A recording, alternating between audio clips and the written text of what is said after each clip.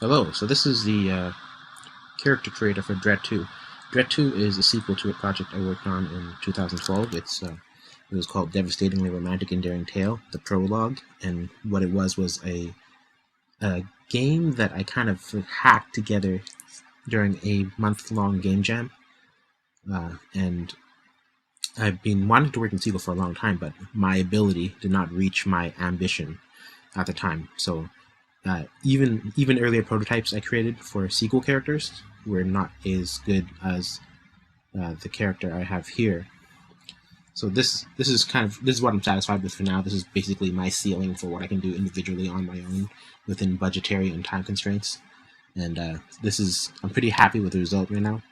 So I wanted to make this video about people who might be interested in making customizable characters. And I'm not going to pretend that I'm it's like the best character creator in the world or anything. This is basically the best that I can do on my own with what limited knowledge I have as an indie developer, someone who's just figuring things out on his own.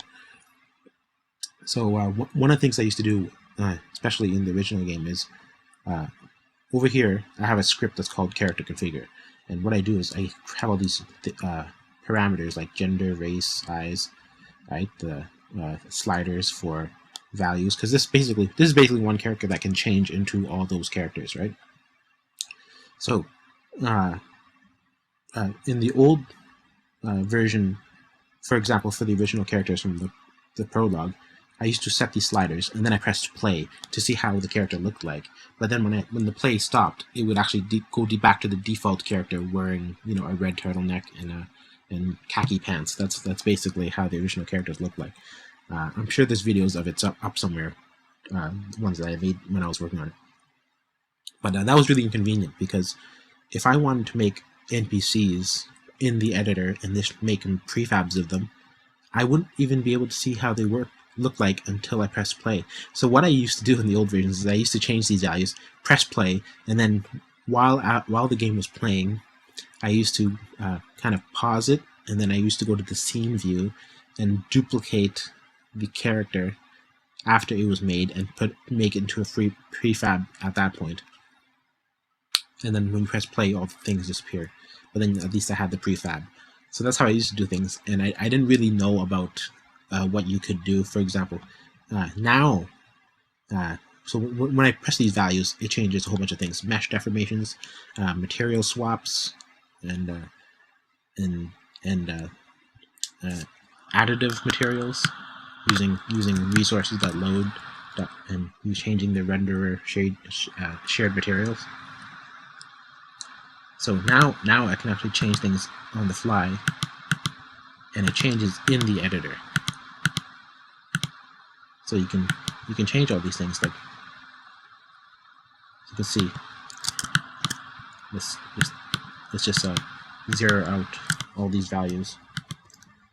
So this is actually, it says zero out everything.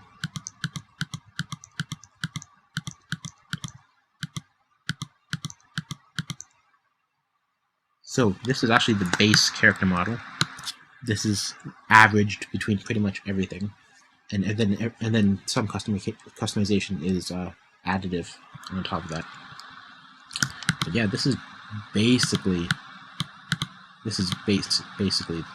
base character, right? This is perfect in between, right between male and female. And so when I change the sliders here, it becomes more female, and depending on the values, it automatically changes the material as well. I don't have texture blending. That's something I would like to do, but right now I'm not advanced enough to create my own shaders.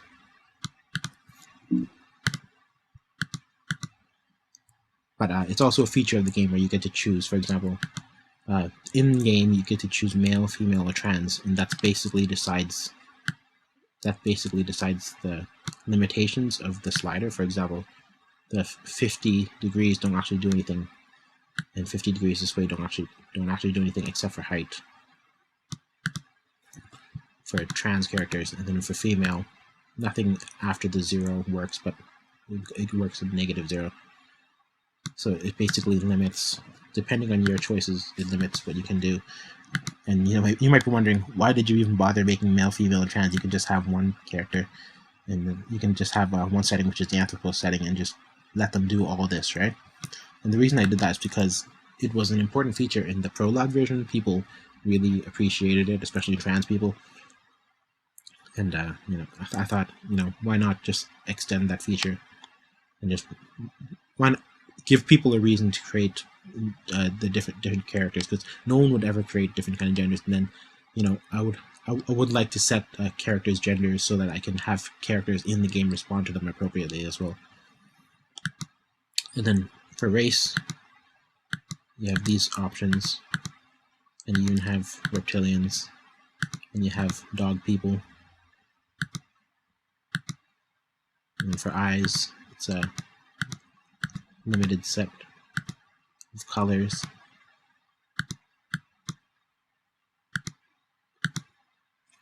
And the way this works, the way I'm able to change these things on the fly, is with this line of code here called execute in edit mode. And what execute in edit mode is that it runs certain things when you make changes into the editor. Like update, it runs basically one cycle of it every time you change something in the editor. So it's not always running all the time. It actually only changes when you change something. So application.isEditor and not application playing. So I have this set here so that it runs this function right here, which does all the customizing for me.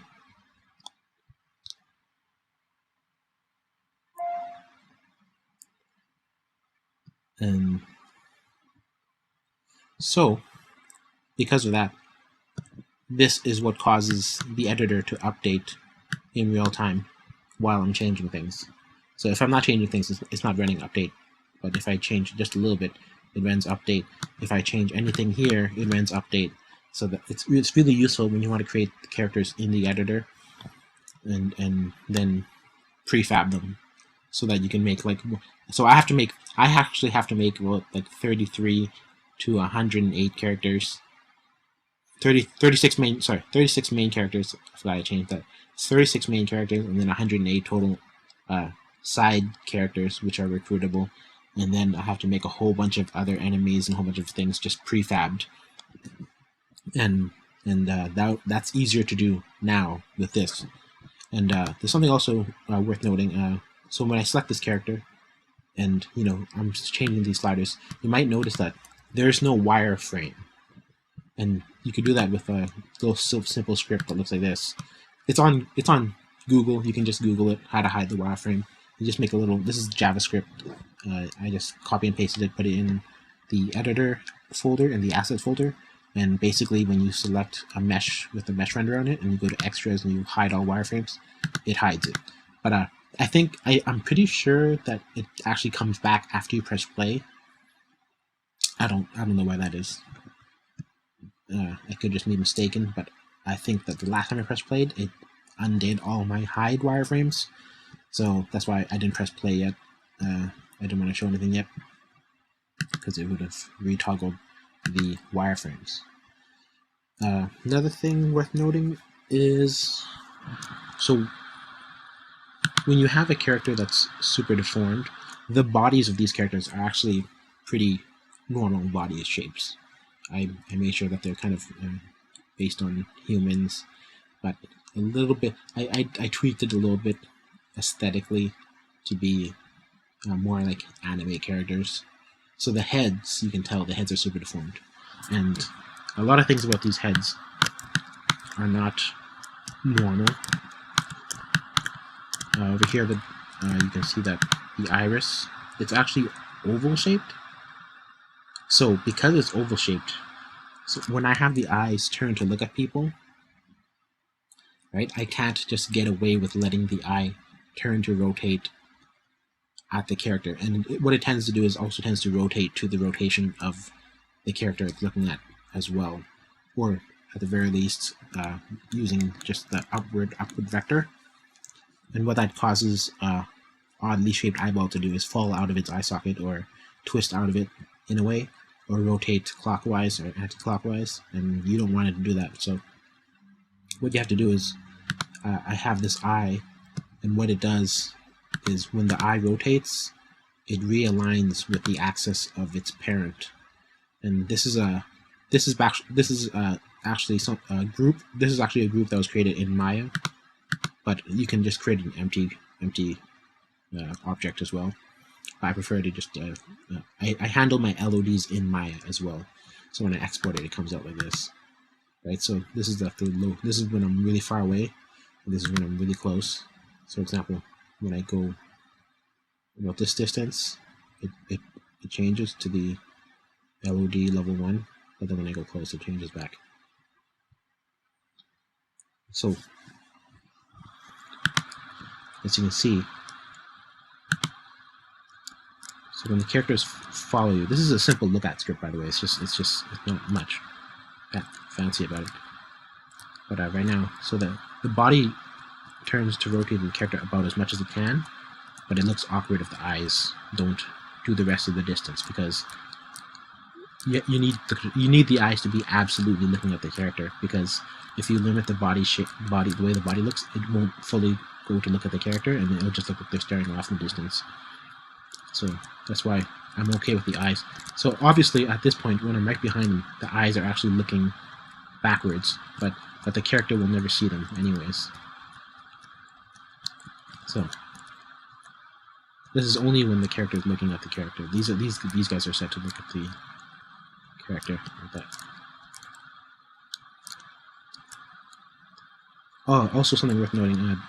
Well, by the way, this is the daylight cycle I'm using is time of day. It's something on the Unity Asset Store. It's $60. Totally worth it. You should get it if you're planning to have a day-night cycle in your game. You have to tweak it a bit. You have to follow the instructions just to make sure that you get it to your liking, and you have to go through all the days and nights to make sure that it looks the way you want it to. So right now it's getting pretty dark. The characters are really dark. I noticed something that my shader that I use to shade these characters is called Tuning Colors Pro. It's $20. Also worth it. I noticed that when I changed the color, it's lighting based. So if there's no lighting, the colors do not apply to the shader, which is really I wish I had a base color so that I could make those changes, but it doesn't. But it's necessary because you want to be able to change the shadow color and the highlight color. So I always have a minimal light on this, and you got to make sure you light the characters right when you set this up too.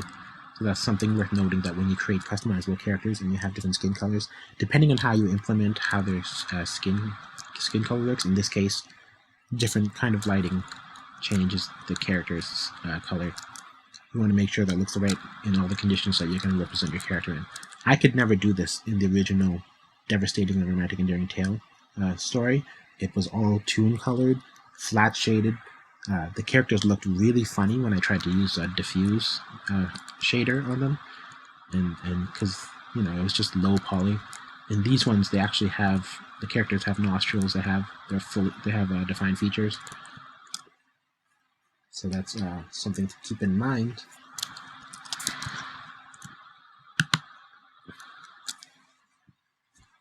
So yeah, that's pretty much all I wanted to talk about at this point. For people waiting for the sequel project, it's not going to be done for a while. It's a huge open world project. I'm basically working on the groundwork for this world, this story world, which I want to create. Basically, 3 large game projects in, if you like the original, you probably will like the sequel. I'm taking some things that I learned from other projects that I work on and putting into the game. For example, there's this game I made called The Temp. It's kind of like a tongue-in-cheek innuendo-based innuendo game where you're kind of joking about sexual references, and in that it's kind of a point-and-click task game. And what I want to do is bring back that point-and-click feature for this game as well, but also use an over-the-shoulder camera, so you can have more kind of like Oblivion, Skyrim kind of level interactions. So yeah, thanks for watching. I hope that I said some stuff that was useful for people creating customizable characters. I would make some recommendations if you're going to look up how to create. For example, obviously in this game I have different LODs, but you'll also notice all these little different separated VIDs, and what they are is little body parts which are separated.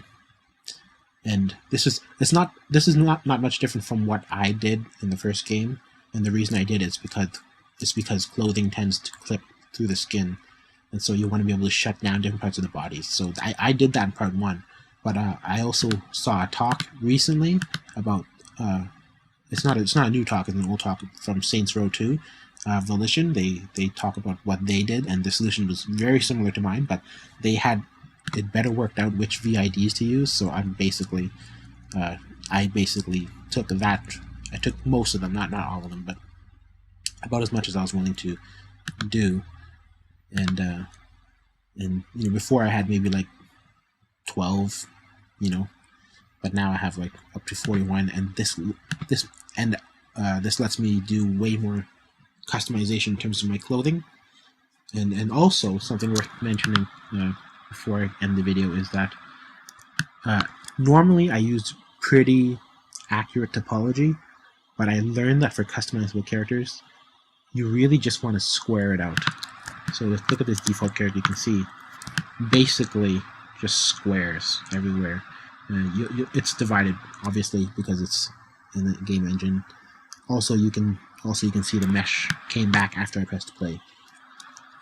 But yeah, you want to use squared out topology when you're making customizable characters, because that's the best control you'll have over issues like clipping, being able to cut up clothing to make it fit and then hide the unused portions. That's a valuable lesson I learned. I had to actually remake this character in order to pull this off. And I'd like to thank Felician for doing those talks at GDC. So yeah, thanks for watching. Hope this was useful to you, and see you next time.